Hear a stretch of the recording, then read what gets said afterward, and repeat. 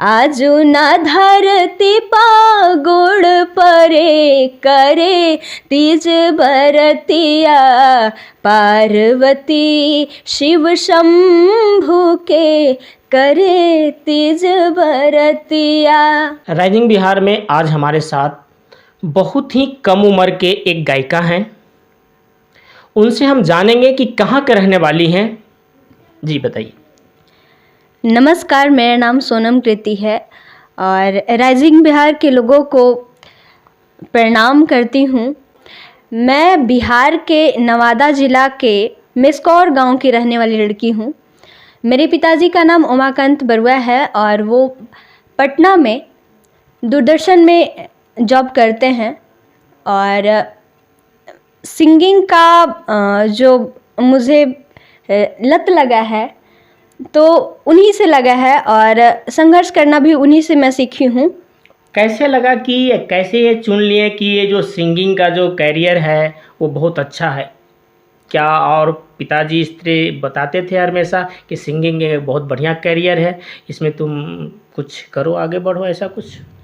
नहीं, मुझे बचपन से ही लगा कि ये मेरा प्रोफेशन है, ये मेरा लाइफ है और मैं इसमें अच्छा कर सकती हूँ।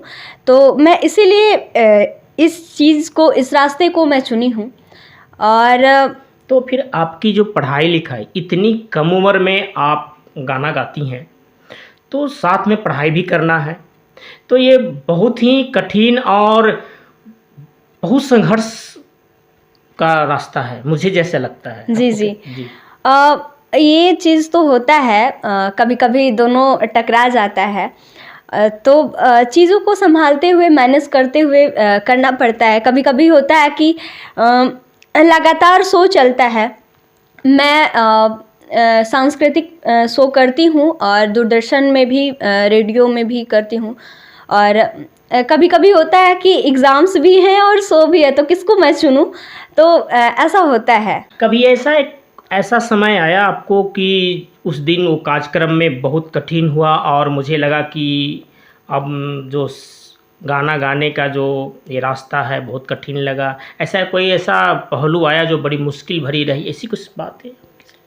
नहीं, कभी तो ऐसा लगा नहीं, क्योंकि मेरे साथ मेरे पिताजी हैं और कहते हैं ना कि जब बड़ों का हाथ बच्चा के सर पे हो तो डर नहीं लगता है और वो हमें हमेशा वो प्रोत्साहित करते हैं कि बेटा अच्छा कर रही हो और अच्छा करो, तुम अच्छा कर सकती हो। तो उनसे हमको बहुत सीखने को मिलता है और बहुत जानकार है मेरे पिताजी।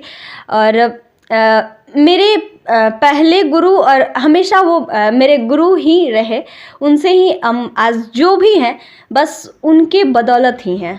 सबसे पहले आप जो कोई कार्यक्रम या ऐसा कब भाग लिए थे, जो फर्स्ट गाना हो या कुछ ऐसा कार्यक्रम हो? सबसे पहले तो ऐसे तो बहुत लगातार कार्यक्रम होते रहती है। ऐसे गांव में छोटा जब बच्ची थी तब मुझे सब उठा कर लेकर जाया करते थे कि बहुत अच्छा गाती है, बहुत अच्छा गाती है। स्कूल वगैरह में भी गाया करती थी। लेकिन एक मेरा जिस स्कूल में मैं पढ़ती थी, स्वामी विवेकानंद नाम है उस स्कूल का, तो वहाँ के कुछ पटना के आर्टिस्ट लोग गए हुए थे, तो वहाँ पे मैं एक गाना गाई थी। सबसे पहला बार? हाँ, पहला बार। वहीं से लोग बोले कि ये अच्छा कर सकती है, बच्ची इसमें अच्छा ये कर रही है।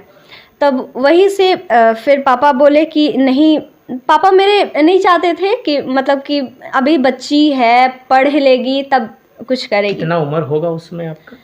उस टाइम करीबन 8 साल के थे। मात्र 8 साल? मात्र 8 साल के थे जी। तो उस टाइम लोगों ने बहुत पापा को प्रोत्साहित किया कि नहीं, बच्ची कुछ करेगी। गांव के लोग भी कहते थे और यहाँ पटना से लोग गए हुए थे तो उन लोग भी कहते कि नहीं, ये कुछ करेगी, तो इसको आगे बढ़ाया जाए। तो पापा सोचे कि चलो, जब इसमें इसका इंटरेस्ट है, वो हमसे भी पूछे कि बेटा तुम क्या करना चाहती हो। तो हम बोले कि पापा मेरा लाइफ सिंगिंग है, तो हम इसी में जो भी करेंगे हम इसी में करेंगे। पढ़ाई में शायद हमसे कुछ ना हो, हम गारंटी नहीं ले सकते, लेकिन सिंगिंग में हम गारंटी ले सकते हैं कि इसमें हम कुछ करेंगे। और तो बिहार के जनता या देश के जनता ये जानना चाहती है कि 8 साल में जो गाना गाए थे वो थोड़ा सा गुनगुना देते तो दर्शक। हाँ, उस टाइम एक तीज का सॉन्ग था। आसपास मतलब कि सांस्कृतिक प्रोग्राम गांव में होता था, तो था, मैं 2 लाइन गाऊंगी। आजू न धरती पा गोड़ परे करे तीज भरतिया, आजू न धरती पा गोड़ परे करे तीज भरतिया, पार्वती शिव शंभु के करे तीज भरतिया। मैं इसी गाने को अब जब से मैं एल्बम गाना शुरू की हूँ, तो मेरा फर्स्ट जो तीज का जो सॉन्ग था, मैं तीज के सॉन्ग से ही ये की हूँ, शुरुआत की हूँ एल्बम का लाइन में। तो फर्स्ट मुझे याद था कि मैं ये गीत गाई थी, तो उसको मैं चैनल पे भी गाई हूँ और इसी से मेरा एल्बम का जर्नी जो है, यानी कि पॉपुलर हुए। हाँ, जो तीज के जो गीत गाए इससे पॉपुलर हुए, लोग आपको जाने कि एक कम उम्र के जो लड़की है और ये अच्छी तरह से गीत को गा रही है। बाकी में बहुत अच्छी आपका लय था जो जनता अभी सुने। तो आगे क्या करना चाहती हैं? आगे बस इसी में आगे बढ़ना है और ऊंचाइयों को छूना है, पापा का सपना पूरा करना है, खुद का सपना पूरा करना है, ताकि पापा को गर्व हो। हमेशा पापा बोलते हैं कि बेटा जिस दिन हमको तुम उस ऊंचाई को छू दो ताकि हमको लगे कि मेरा सीना 32 इंच से 36 इंच हो जाए, यानी सीना मेरा चौड़ा हो जाए, मैं प्राउडली कह सकूं कि मेरी बेटी सोनम कृति है, मेरे नाम से तुम्हें ना जाना जाए। तो बस उसी चीज़ को करना है कि ताकि पापा मुझे प्राउडली फील करे और कहे कि मैं सोनम कृति का बाप हूँ। लगातार इसीलिए संघर्ष करते रहते हैं। हाँ, बस उसीलिए संघर्ष में लगी हूँ। अब आप लोग का आशीर्वाद रहे तो मैं उस ऊंचाई को छू पाऊंगी। अभी आप किस क्लास में, यानी कितनी पढ़ाई कर रही हैं अभी? अभी तो मैं 10th में हूँ फिलहाल, मात्र 10th। यानी कि अभी मैट्रिक भी आप पास नहीं की हैं? नहीं, अंदर 10th और गाना शुरू कर दी हैं। हाँ। तो आगे पढ़ाई जो है कैसे कंटिन्यू कर सकते हैं? क्योंकि एक तरफ एग्ज़ाम है, दूसरी ओर आपको गाना भी है और तैयारी भी करनी है, तो कठिन तो रास्ता है। रास्ता तो कठिन है, लेकिन कहते हैं ना कि संघर्ष नहीं हो तो लाइफ में कुछ मज़ा नहीं आता है।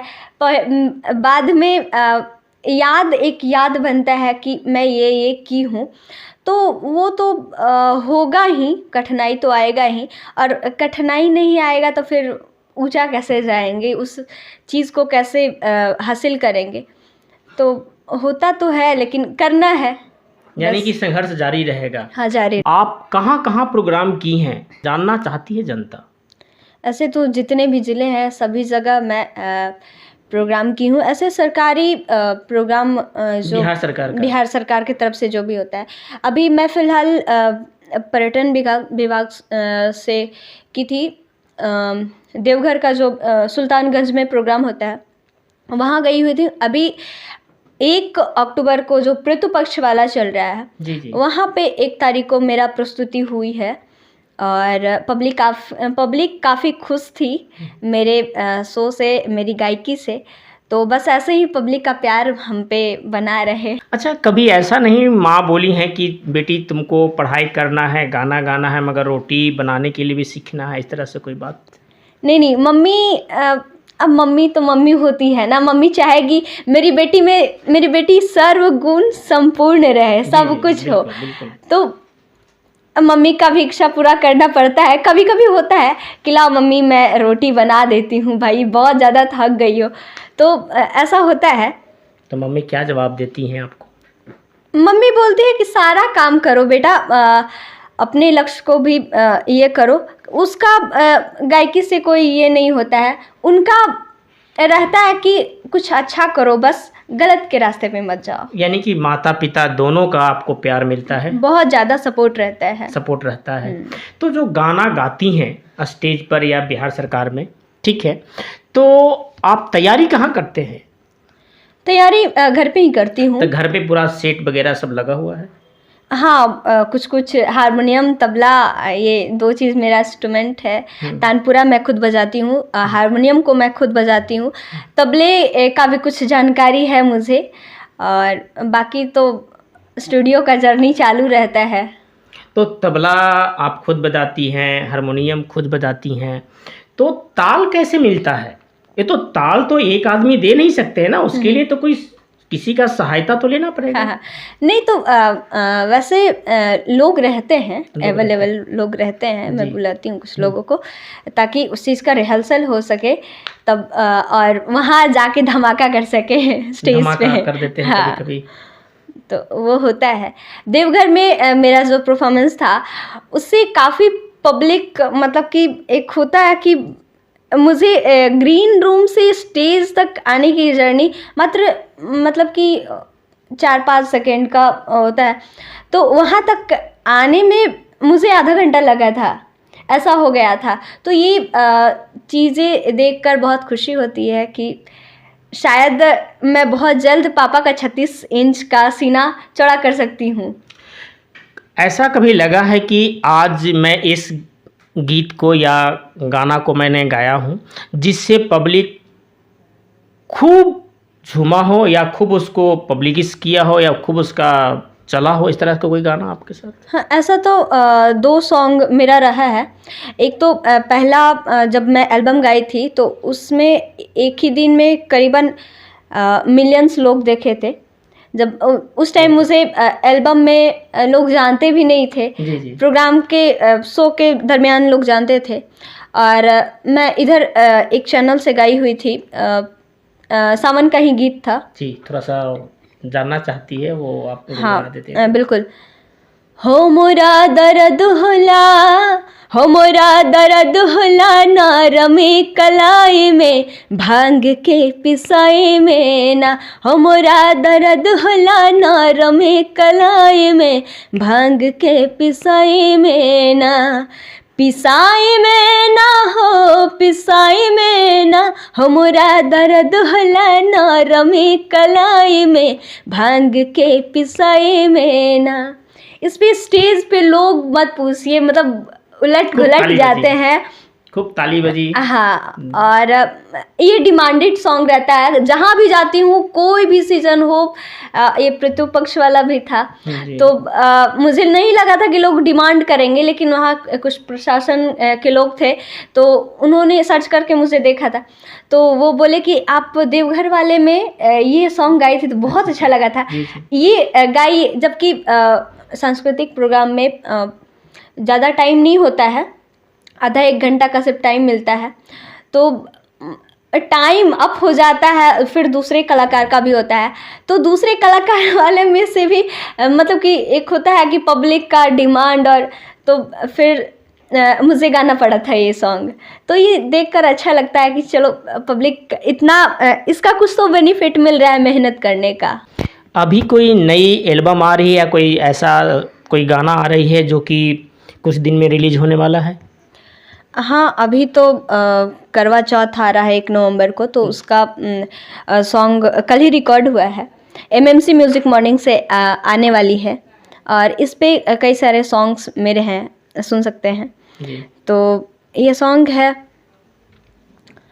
आज मेरे पिया जी आएंगे, जो वादा किया है निभाएंगे, बादलों में जाके छुप जाना नहीं, बादलों में जाके छुप जाना नहीं, चंदा जाना नहीं, चंदा जाना नहीं, चंदा जाना नहीं, चंदा जाना नहीं। आज हमारे साथ बिहार के उभरती हुई एक छोटी सी लड़की है, जो बिहार के नवादा ज़िला से रहने वाली है। मुझे लगता है कि बिहार राज्य किसी राज्यों से कम नहीं है किसी मायने में, और इस बच्ची को, इस गुड़िया को बिहार से और अन्य राज्यों से बहुत प्यार मिले। आकाश कुमार, राइजिंग बिहार।